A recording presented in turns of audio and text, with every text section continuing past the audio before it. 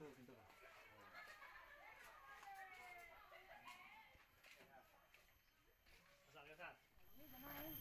melakukan penyemprotan disinfektan untuk Nagari Tebo Gadang Barat. Ini lokasi Tebo Gadang Barat.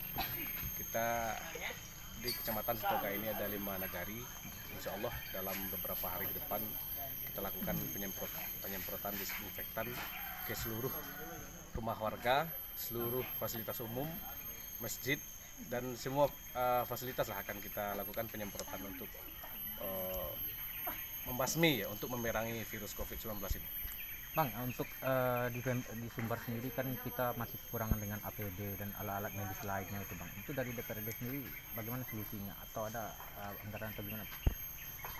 Kemarin kita juga sudah bicarakan dengan teman-teman melalui grup WA untuk mencoba mencarikan solusi untuk menganggarkan terkait APD ini. Tapi di samping itu juga kita mengimbau pada teman-teman seperjuangan juga kepada seluruh masyarakat, intinya karena ini adalah persoalan yang global ya, persoalan global, ini persoalan dunia, tentu dampaknya sangat besar. Jadi kita mengimbau agar juga ikut berpartisipasi dalam bentuk sumbangan apapun untuk menggotong royongkan memerangi virus ini. Ya, seperti Badonce ya Bang ya di Badonce. DPRD juga mengimbau kepada perantau-perantau minoritas lainnya atau gimana Bang? Ya, kita akan lakukan insya Allah dalam beberapa hari ke depan juga akan kita bicarakan bagaimana teknis Badonce ini dan bagaimana teknis pengelolaan dana yang sudah terkumpul dari hasil Badonce itu nanti akan didistribusikan bagi masyarakat yang berdampak secara langsung, karena ada himbauan. Sekarang ini kan ada himbauan di rumah saja, himbauan tetap di rumah, tidak keluar kalau tidak terlalu penting. Jadi konsekuensinya tentu ini akan berdampak kepada perekonomian.